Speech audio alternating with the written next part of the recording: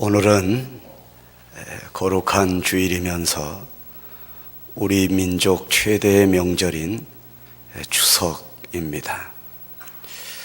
아마 오늘 예배를 마치시고 이제 친척 집을 향해서 이제 가셔야 될 분들이 많은 것으로 알고 있습니다.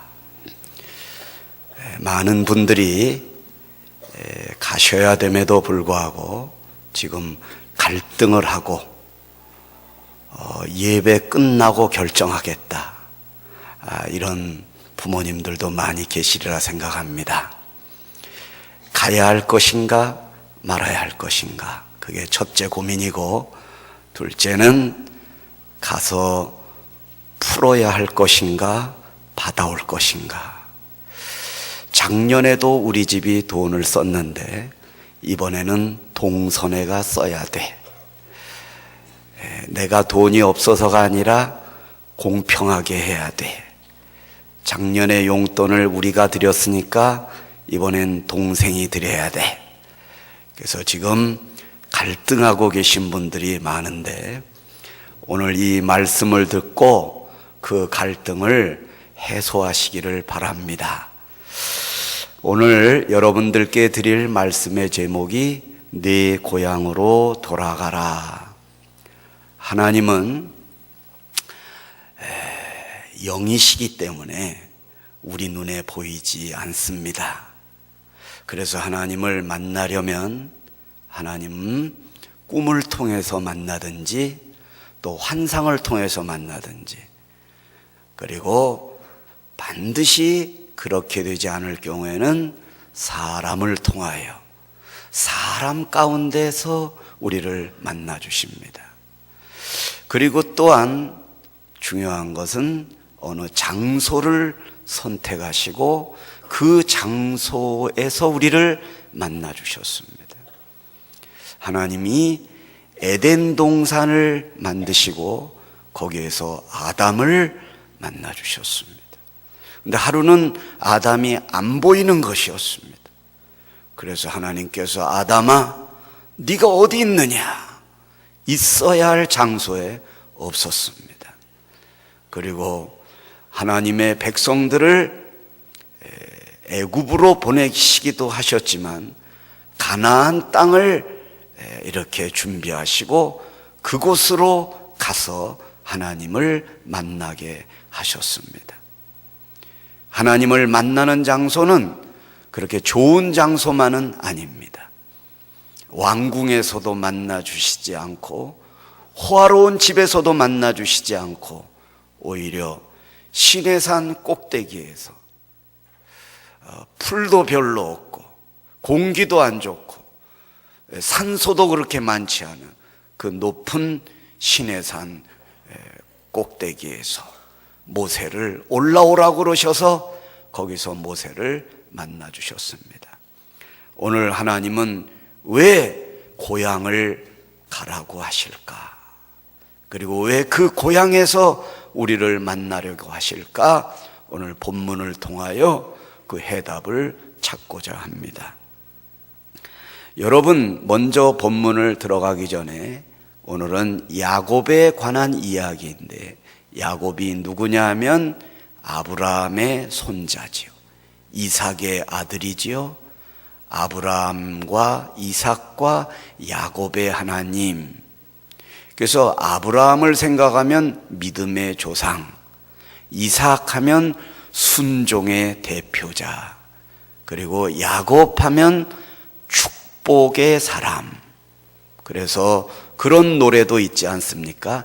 야곱의 축복. 그러니까 야곱 생각하면 축복이 항상 따라가요. 그래서 오늘은 그 야곱을 통하여 만나주신 하나님을 보여드리도록 하겠습니다. 본문 창세기 32장 1절입니다. 야곱이 길을 가는데 하나님의 사자들이 그를 만난지라. 2절, 야곱이 그들을 볼 때에 이르기를 이는 하나님의 군대라 하고 그 땅 이름을 마하나임이라 하였더라. 야곱이 길을 가고 있습니다. 지금 어느 길을 가냐면 고향집을 향하여 가고 있는 것입니다.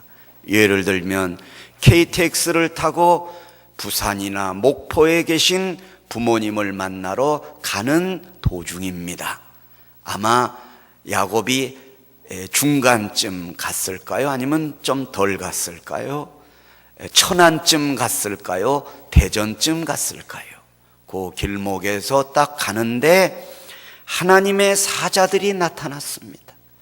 근데 하나님의 사자들은 하나님이 보내신 천사들인데, 이 천사들이 한두 사람이 아니고, 사람이라고 그러면 안 되고 한두 천사가 아니고, 여기서 보니까 하나님의 군대라고 했습니다.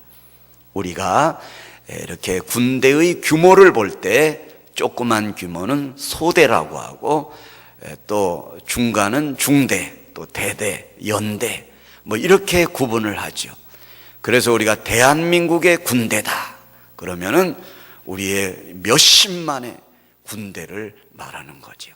여기서도 하나님의 군대, 그래서 마하나임이라 한 것은 야곱이 딱 그들을 볼 때 한두 천사가 아니라 수십만, 수백만의 천사, 그야말로 천군 천사들이 하늘의 별과 같은, 바다의 모래와 같은 셀 수도 없는 천사들을 하나님이 보내주신 것입니다. 언제 보내주셨습니까? 여러 가지로 상황이 어렵고 도저히 갈 수도 없고 형제랑 절교한 상태에서, 형제에게 간다는 것은 쉬운 일이 아닌데 그래도 결단을 내려서 고향집을 향하여 쓸쓸하나마 두려움과 답답함을 가지고 걸어가고 있었을 때에 하나님이 천사들을 동행시켜 주신 것입니다. 6절을 한번 보겠습니다. 창세기 32장 6절. 그가 400명을 거느리고 주인을 만나려고 오더이다.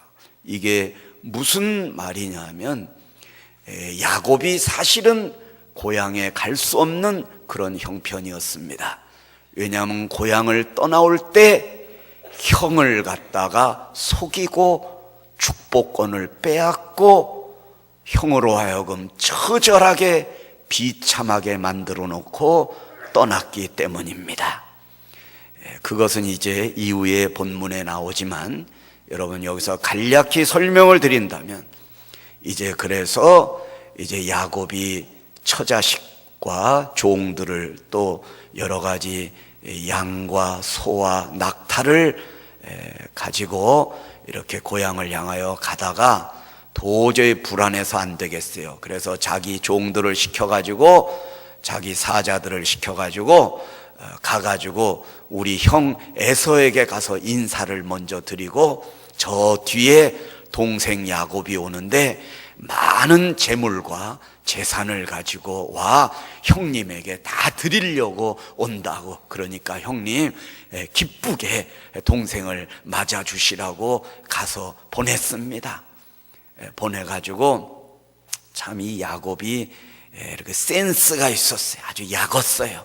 옛날에 그 서러웠던 거, 잘못했던 거를 만회하려고 미리 보낸 거예요. 그리고 선물도 선물이지만 가서 형의 동태를 살피라고 보낸 거예요. 그래서 보냈는데 그 종들이 오자마자 뭐라 그러냐면, 지금 에서가 당신의 형님이 400명의 군사를 이끌고 당신을 맞이하러 옵니다. 이 말을 들을 때 야곱의 심장이 가라앉아 버리고 말았습니다. 나 죽이러 오는구나, 이렇게 잘못 생각했습니다. 그래서 7절에 보겠습니다. 야곱이 심히 두렵고 답답하여 자기와 함께한 동행자와 양과 소와 낙타를 두 떼로 나누고, 8절, 이르되 에서가 와서 한 떼를 치면 남은 한 떼는 피하리라 하고, 9절에 야곱이 또 이르되 내 조부 아브라함의 하나님, 내 아버지 이삭의 하나님 여호와여, 주께서 전에 내게 명령하시기를 네 고향 네 족속에게로 돌아가라, 내가 네게 은혜를 베풀리라 하셨나이다. 내가 내 지팡이만 가지고 이 요단을 건넜더니 지금은 2때나 이루었나이다. 이렇게 하며 하나님께 애절하게 매달려 기도하는 장면을 볼 수가 있습니다. 참으로 두렵고 답답한 마음 이해하지만 굉장히 이 야곱이 참으로 가볍고 자기밖에 모르는 이기적인 사람이라는 것을 우리가 어디서 알 수 있냐면 그 가운데서도 자기의 양과 소와 낙태를 2떼로 나눴다는 것은 뭐냐면은 한 떼를 앞으로 보내고 그 뒤에 2떼를 보내고 그 뒤에 자기가 숨어가지고요, 한 떼를 형이 와가지고 멸해버리면 그 뒤에 2떼는 도망가게 만들고 그 뒤에 있었던 자기는 제일 먼저 도망가려고 준비하고 있었던 것입니다. 나중에 보시면 알지만요, 처음에는 자기의 종들, 레아, 그것도 그 아들들, 자녀들 보내고, 그 뒤에 자기 아내, 또 본처와 그 아이들, 그리고 그 뒤에도 가지도 않아요. 먼저 야복강을 건너가게 하고 자기는 그 뒤에 홀로 남았어요. 그러니까 처자식들을 걱정하는 것 같지만 결국은 자기가 마지막까지 살아남으려고 하는 그런 모습을 여기서 볼 수가 있습니다. 그래서 11절을 보겠습니다.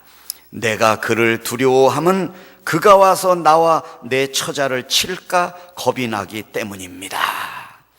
솔직히 두려웠던 것은 자기 처자를 칠까 두려웠다는 것은 이거는 그냥 형식적인 말이고 결국 자기만 살아남으려고 하는 그런 애절한 모습입니다.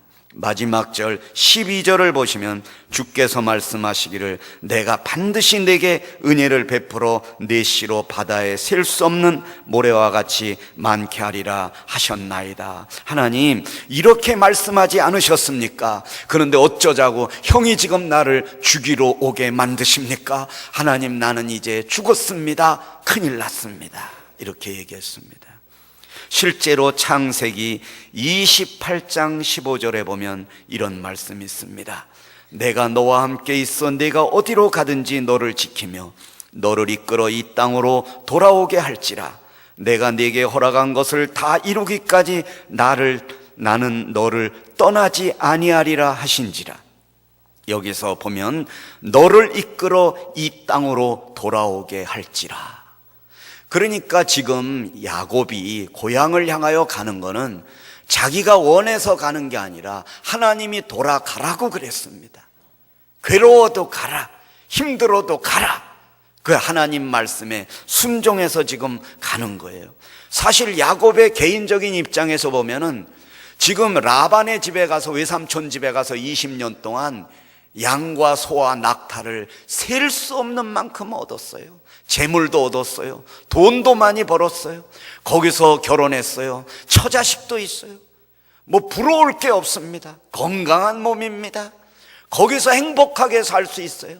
그런데 고향에 가면 가난한 아버지와 늙으신 아버지, 거동도 하지 못하는 아버지만 있어요. 그리고 자기와 별로 사이가 안 좋은 형도 있어요. 자기를 죽이려고 했던 그 형도 있어요. 가고 싶지 않아요. 행복하게 거기 가서 살 수 있어요. 그런데 하나님이 가라고 하셔요. 그런데 야곱이 참 다른 거는 몰라도 한 가지 잘하는 거 있으면 뭐가 있냐면 하나님이 하라고 그러면 무조건 하는 거예요. 하나님을 사랑했어요. 연약했지만 그가 거짓말도 많이 하고 속이기도 많이 했지만 그저 하나님 앞에서는 늘 회개하고 눈물로 기도하는 그러한 자세는 언제나 1등이었습니다. 그래서 하나님은 야곱을 버리시지 않은 것이었습니다. 창세기 28장 21절에 보면 내가 평안히 아버지의 집으로 돌아가게 하시오면 여호와께서 나의 하나님이 되실 것이요 이랬습니다. 하나님께 참 당돌하지만 이래서 하나님이 가라고 하시니까 내가 가겠습니다. 아버지의 집으로 돌아가게 하시오면, 여기 이게 뭐냐면은 내가 돌아가는 게 아닙니다. 하나님이 돌아가게 해주셔야 합니다. 하나님이 우리 형의 마음을 변화시켜 주셔야 합니다. 하나님이 내가 가는 게 아니라 하나님이 우리 아버지를 돌봐주셔야 내가 갈 수 있습니다. 내가 가서 할 수 있는 것은 아무것도 없습니다. 하나님이 역사해 주시옵소서. 하나님이 도와주시옵소서. 내가 가서 뭘 할 수가 있겠습니까? 하나님, 우리 늙으신 아버지, 그리고 마음이 상해 있는 우리 형의 마음을 돌이켜 주시고 그들을 위로해 주시옵소서. 하나님이 나로 하여금 평안히 우리 집에 가게끔 도와주시옵소서. 이렇게 했습니다. 창세기 22장 5절에 보면 여러분, 아브라함이 자기 아들을 하나님 앞에 죽이려고 모리아산으로 가는 장면이 나옵니다. 여기에서도 똑같은 단어를 써주셨는데, 여기서 야곱이 돌아가게 하시오면, 내가 돌아가리라, 하나님 앞에 돌아가리라, 내가 죽음을 각오하고 가리라, 우리 형님이 나를 죽여도 나는 가리라, 늙으신 아버지가 나에게 아무것도 해줄 수 없고 실제로는 가고 싶지 않은 집이지만 내가 가는 것은 하나님이 죽음을 생명으로, 가난을 부로 바꿔주실 것을 믿고 내가 가겠나이다 하는 이 돌아가겠습니다, 이게 아브라함도 그렇게 말했다는 거예요. 자기의 아들을 죽이려고 이제 모리아산까지 데려가 가지고요, 이제 종들을, 여기 하인들을 여기 있으라고 그러고 내 아들하고 저기 가서 하나님 앞에 이제 예배하고 오겠다고 그랬어요. 22장 5절에 이에 아브라함이 종들에게 이르되 저기 가서 예배하고 우리가 너희에게로 돌아오리라. 저기 가서 예배하고. 여러분, 역시 믿음의 사람들은 말이 달라요. 마음이 달라요. 그릇이 달라요. 하나님이 자기 아들 죽이라고 그래서 죽이러 가는 것입니다. 그런데 자기 하인들에게 주인이여 어디 가십니까? 그럴 때 내가 저기 가서 내 아들하고 하나님을 예배하러 간다. 예배하러 간다. 자기 아들 죽이러 가는데 예배하러 간다. 예배는 내가 죽는 것입니다. 내 생각을 죽이는 것입니다. 오늘 하나님 앞에 예배하러 나오신 여러분이요, 내 생각을 죽이는 것입니다. 가난한 우리 집을, 그런 생각을 죽이는 것입니다. 부담스러운 내 형제들 아닙니다. 그런 생각을 죽이는 것입니다. 우리는 친척 집에 놀러 가는 게 아니라 하나님을 예배하러 가는 줄 믿습니다. 이게 중요합니다. 그리고 뭐라고 그랬어요? 아들 죽이는데요, 우리가, 이게 뭐예요? 우리가 뭐예요?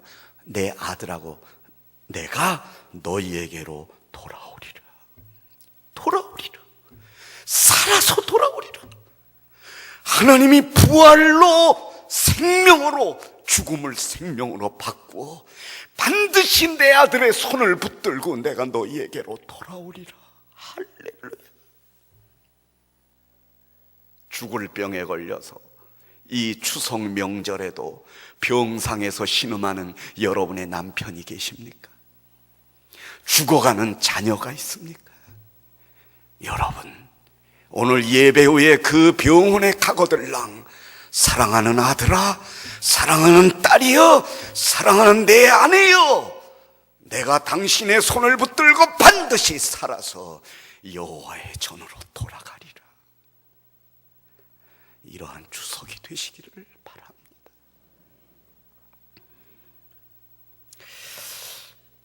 여러분, 참 드릴 말씀은 많고 여러분들의 얼굴을 보니까 설교 좀 빨리 끝내줬으면 하는 그 애절한 눈빛,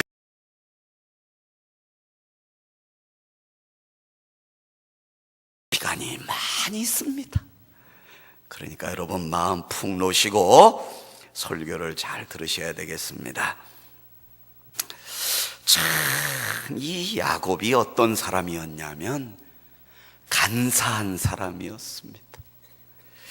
참으로 너무 가볍고, 말이 가볍고, 사랑도 없고, 자기밖에 모르고, 아내고 자식이고 처자식 앞에다 놓고 애서가 와서 치면 자기는 도망가려고. 솔직히 우리랑 좀 비슷하지요, 그런 면은. 그 어떻게 하겠어요? 그런데요, 여러분, 야곱이 참 하나님이 야곱이 이런 사람이었다, 이렇게 우리에게 보여주고 있습니다. 창세기 27장에 보면 이 야곱이 자기 아버지를 속이고 에서 대신에 장자의 축복을 받는 장면이 나와요. 그래서 그 어머니 리브가가 니네 아버지를 속여라. 니네 아버지는 너무 늙으셨고 지금 눈이 거의 보이지 않는다. 그러니까 넌지 모르니까 니네 형처럼 꾸미고 들어가서 네가 에서라 그러고 축복받아라 그랬어요. 그래가지고 염소를 2마리 잡아다가 염소 새끼를 잡아다가 요리를 해가지고 별미를 아버지에다 갖다 달라고 그랬거든요. 처음에 별미를 에서 보고 사냥해가지고, 근데 에서가 사냥하러 간 사이에 이제 요 일을 준비한 겁니다. 그래가지고 쫙 가가지고 아버지한테 가서 별미를 드리고, 아버지 저 축복해 주세요. 그래서 이리 와봐라. 네가 에서인지 아닌지 내가 봐야 되겠다. 에서는 손에 털이 많이 났으니까 내가 만져봐야 되겠다. 안 보이니까. 그런데 여기다가요 짐승의 털을 갖다 붙였어요. 그래서 딱 갖다 보여드리니까 딱 만지니까 털이 있잖아요. 그러니까 22절에 창세기 27장 22절에 이삭이 이르되 음성은 야곱의 음성이나 손은 에서의 손이구나. 참 이렇게 아버지를 속여 먹어요. 23절에 보니까 그래서 결국은 이삭이 분별하지 못하고 축복하였더라. 아버지의 분별력을 빼앗아가 버린 자식이 되어버렸어요. 27장 1절과 2절에 보면 이삭이 나이가 많아 눈이 어두워 잘 보지 못하더니, 2절에 보면 어느 날 죽을는지 알지 못하니. 그러니까 이 아버지 야곱은요 거의 식물인간이었다, 이렇게 봐도 됩니다. 살아계시긴 살아계신데 아버지가 아니에요. 가도요 누구시오 이래요. 아버지 저 왔어요. 누구시오? 못 알아봐요. 아버지 나예요, 나. 너 예를 들면 제가 아버지 저 변목사예요. 그럼 변목사 요즘은 뭐하고 지내나 이러시는 아버지라. 우리 어머니 돌아가실 때도 보니까 못 알아보시더라고요. 이러시기만. 27장 19절에 보면 야곱이 아버지에게 이르되 나는 아버지의 맏아들 에서로소이다. 거짓말이죠. 에서가 아닌데 에서라고 그러죠. 내가 사냥한 고기를 잡수시고. 2번째 거짓말이죠. 자기가 사냥하지 않았지요. 아버지 마음껏 내게 축복하소서. 그래서 아버지가 야 이거 어떻게 이렇게 빨리 사냥을 해왔냐 그랬더니 20절에 보니까 아버지의 하나님 여호와께서 나로 순조롭게 만나게 하셨음이니이다. 아주 거짓말의 달인이 되어버렸습니다. 얼마나 그 형의 마음을 아프게 했는지 알아요? 나중에 사냥 갔다 와보니까 자기 동생이 자기 대신에 축복을 받고 이미 도망가 버렸어요. 그러니까 창세기 27장 34절에 에서가 소리내어 울며 아버지에게 이르되 아버지 내게도 축복해 주세요. 내게도 그리해 주세요. 또 에서가 36절에 전에는 나의 장자의 명분을 빼앗더니 이제는 내 복을 빼앗아가. 분노가 일렀어요. 38절에 보니까 에서가 소리를 높여 우니, 41절에 보니까 에서가 야곱을 미워하여 뭐라 그래요? 내 아우 야곱을 죽이리라. 이번에 동생 죽이러 가는 형 안 계십니까? 동서 잡으러 갈 준비한 사람 없습니까?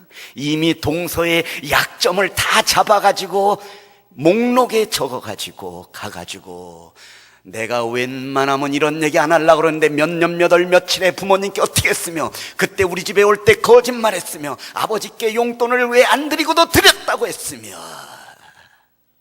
입에 거품을 물고 좌청룡 우백호 자녀들을 거느리고, 너 엄마가 이렇게 할 때 너 이렇게 공격해다오, 너 엄마가 이렇게 할 때 둘째 딸아 너 이렇게 거들어서 아주 비틀어 버리자.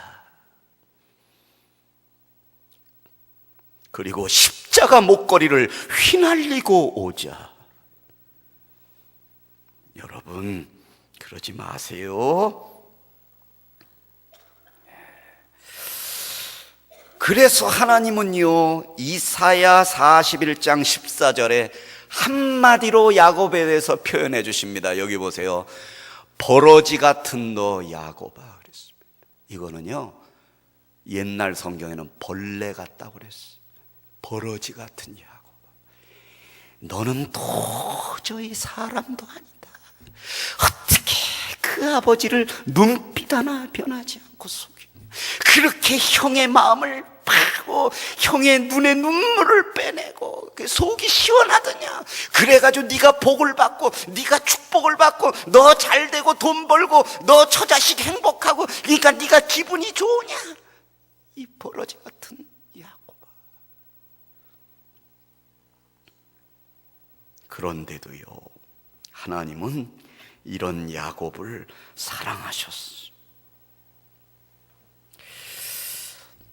그 에서가 야곱을 죽이려고 쫓아가려고 했을 때 처음에요.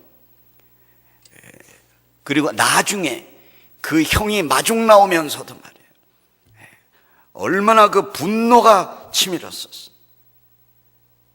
그래도 형이 참았어요. 그리고 또 라반이, 그 외삼촌 라반에게서도 또 도망 나와요. 20년 동안 고생하고. 왜 도망 나오냐면, 참 이거 얘기 다 할 수가 없어요. 시간이 없어가지고. 그 양을 갖다가 너무 양떼가 많으니까 나누자고 그랬어요. 자기 그 삼촌하고 나누자고 그랬는데 뭐라 그랬냐면은, 그 얼룩지거나 이렇게 점이 있거나 또 검은 양이 있으면 그건 내가 갖고, 그거 별로 없으니까 나머지 건강하고 튼튼한 양은 다 삼촌이 가지세요. 좋다. 너 왜 이렇게 천사표가 됐냐? 이렇게 했는데요, 오늘날로 말하면 다 설명드리면 유전자 조작을 한 겁니다. 하여튼 기가 막혀요. 기가 막혀. 그래가지고요, 거의 튼튼한 양일 때는 조작을 해버린 거예요. 그래가지고 얼룩지게 만들고요, 점 있게 만들고요, 그래가지고 거의가 다 자기 양으로 한 거예요. 그러니 이 라반이 어떻게 되겠어요? 참 이런 사람이에요. 네. 그 속이는 방법은 성경에 자세히 나와 있는데요, 말씀드리지 않겠어요. 또 배우실까봐. 그래서 여러분 요거를 잘 그냥 유전자 조작 정도 했다, 이렇게 한번 기억을 하십시오. 그런데도 라반이 이렇게 씩씩거리면서 이 야곱을 그냥 추적하는데 하나님이 급하게 나타나셔가지고 뭐라 했냐면, 라반아, 너 야곱에게 가서 선악간에 말하지 말라 그랬어요. 선악간에.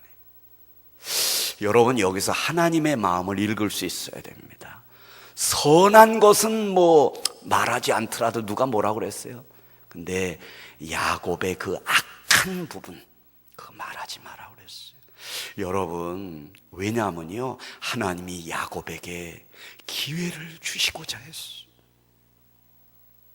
깨닫게 하시고, 그 연단을 통해서, 두려움을 통해서, 쫓겨가는 그런 걸 통해서, 가난과 시련과 질병을 통해서 하나님은 우리로 하여금 깨닫게 하시기 위해서, 우리가 지적하지 않더라도, 우리가 뭐라고 가르쳐주지 않더라도 그가 스스로 깨달을 수 있도록 우리는 위하여 기도만 하라고 하시는 것입니다. 그러므로 이번에 친척집 가가지고 어떤 경우에도 동서나 형님이나 윗사람이나 아랫사람에게 마음에 있었던 그 섭섭한 말을 일체 하시지 말라는 것입니다.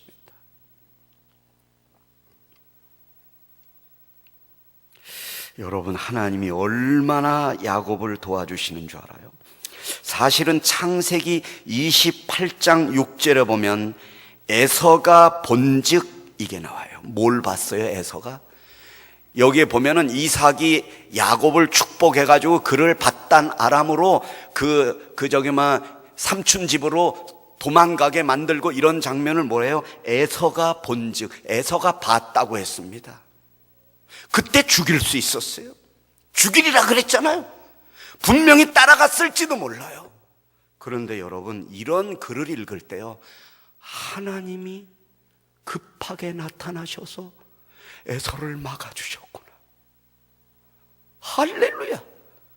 7절에도 보니까 에서가 또 본즉. 그러나 여러분, 에서의 눈에는 야곱이 도망가는 것도 봤고, 또 이삭이 그 가나안의 딸들이 자기 아버지를 기쁘게 하지 못한다는 그 말, 이거 뭐냐, 이것도 설명하려면 길어요. 이런 거 보여요. 이런 거 보였지만, 여러분, 창세기 28장 12절에 보면 야곱에게는요, 꿈에 본즉 하나님의 사자들이 그 위에서 오르락 내리락 하고, 사닥다리에서 꿈에 하나님이 보였어요. 꿈에 하나님을 본즉, 이건 뭐예요? 하나님이 그에게 나타나신 거죠. 그리고 28장 13절에도 보니까 또 본즉 여호와께서 그 위에 서서 이르시되 네가 누워있는 땅을 내가 너와 네 자손에게 주리라. 에서는요, 야곱이 도망가는 게 보여요. 그리고 가나안의 딸들이 자기 아버지를 기쁘게 하지 못하는 게 보여요.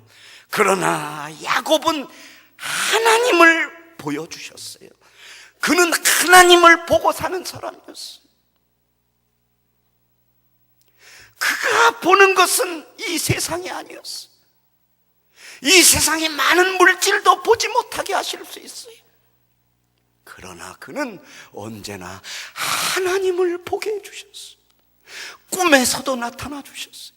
환상 가운데서도 나타나 주신 하나님이 오늘 예배 후에 걸어 내려가시는 길목에서 여러분에게 나타나 주시기를 축원드립니다. 이제 한 말씀만 드리고 설교를 마치겠습니다. 부모님께 꼭 가시기 바랍니다. 그리고 요양원에 계시거나 이렇게 참 안 좋게 병상에서 자식을 알아보지도 못하는 부모님이 계셔도 꼭 가시기를 바랍니다. 알아듣지도 못하는데, 무의식 상태인데, 가도 눈도 못 뜨시는데 가봤자 뭐하냐, 이러지 마시기 바랍니다. 생명을 주관하시는 이는 하나님이십니다. 설령 내가 가더라도 내 아버지 내 목소리 못 들으시고 내 어머니 눈도 못 뜨시다 하더라도 우리는 가서 사랑을 전하고 생명을 전해야 될 의무가 있습니다. 하나님은 그걸 원하십니다. 내가 눈을 뜨게 하고 내가 듣게 하는 전능자가 아니냐. 어찌하여 네가 답답해하며 두려워하느냐. 내가 동행하리라. 가라. 가서 위로하라. 가서 생명을 전하라. 가서 죽음 가운데 있는 너희 가족과 친지들을 일으켜라. 오늘 말씀하십니다. 저는 아버지 살아계셨을 때 찾아가지 못했던 불효자식이었습니다. 저희 아버님은 이렇게 너무나도 물질적으로 어려움을 겪으셔서 마지막 돌아가시기 얼마 전에는 이렇게 경기도에 있는 어느 시골에 그 공장의 수위로, 경비로 계셨었습니다. 수위로 계실 때 저는 그 무능력함에 대해서 슬펐습니다. 그런 아버지 때문에 대학 등록금도 융자를 받아야 했고, 그래서 참 그런 아버지가 싫었습니다. 제가 학교 다닐 때 어머니가 병으로 쓰러지셨는데도 병원에를 못 데려가시고 집에서 기르던 개를 잡아가지고 그걸로 끓이고 계셨습니다. 아버지 마음에는 개고기라도 먹여서 기력을 회복시켜 주려고 하셨겠죠. 그때 제가 아버지 병원에 데려가셔야지, 사람이 병들었는데 어떻게 개고기 먹는다고 그 병이 낫겠냐고 아버지 없으면 빚이라도 내서 병원에 모시고 가야 되는 게 아버지의 의무 아니냐고. 그럴 때 우리 아버지가 처음으로 제 뺨을 때리셨습니다. 나도 알아, 이 자식아. 더 이상 돈 꿀 데도 없고 더 이상 빌려줄 사람도 없었던 것입니다. 그런 아버지를 저는 외면했었습니다. 그리고 어머니 마지막에 병들어 세상 떠나시게 되니까요, 아무리 잡숫고 싶은 거 해드려도 소용이 없었어요. 돌아가시기 얼마 전에 식당에 가서 그 비싼 생선찌개를 시켜놓고 어머니 드시라고 그래도 나는 소화가 안 되고 잘 먹을 수가 없다고, 너 먹으라고. 그래서 어머니 이거 비싼 거라고 좀 드시라고. 그럼 네가 먼저 먹으면 먹겠다고. 그래서 제가 울면서 그걸 먹었어요. 어머니 드시게 하려고. 그리고 집에 돌아오는 길에 잡숫고 싶대요. 그 도로변에 그 호도 과자 1,000원 하는 거 한 봉지에. 그래서 어머니한테 내가 그랬어요. 어머님, 그거 안 된다고. 생선도 못 드시는데 저런 걸 밀가루로 만든 거 어떻게 드시냐고. 또 형한테 또 야단 맞으시려고 그러냐고. 다 토하시거든요. 그래, 그럼 그냥 가자. 그리고 제가 갈등을 했어요. 백미러로 운전하면서. 이게 마지막일지도 모른대. 마지막일지도 모르는데. 그래서 나도 모르게 어머니 잠깐 기다리세요 그래서 내 2봉지를 샀어요. 그래서 어머니 드시라고. 그 대신 꼭꼭 씹으시라고. 그게 알았다고. 니네 형한테는 얘기하지 말라고. 알았다고. 드시라고 그랬더니 막 맛있다고 드셔요. 아니나 달라요. 조금 가다가 다 토하시는 거예요. 등 좀 두드려 달래요. 또 차 골목에다 세워놓고 제가 등을 두드려요. 막 뭐라 그랬어요. 이럴 줄 알았다고 내가. 근데 왜 사달라고 그러냐고. 막 두드렸어요. 그럼 막 다 토해요. 그러면서 어머니가 그래요. 미안하다. 미안하다. 다음부터 안 그럴게. 그러면서 큰아들한테 얘기하지 마라. 큰아들한테 얘기하지 마라. 여러분, 후회할 날이 옵니다. 오늘 꼭 찾아가시기 바랍니다. 잡술 수 있을 때 잘 대접하세요. 그리고 여러분 형편이 되실 때 지난주에 드렸다 할지라도 또 용돈을 또 드리세요. 그리고 생명을 전하세요. 사랑을 전하세요. 그래서 하나님이 야곱의 가는 길에서 그를 지키시고 인도해 주신 것처럼 하나님의 축복을 받아 누리시는 여러분과 오늘 여기 모이신 모든 성도들이 되시기를 주의 이름으로 축원드립니다. 기도하겠습니다.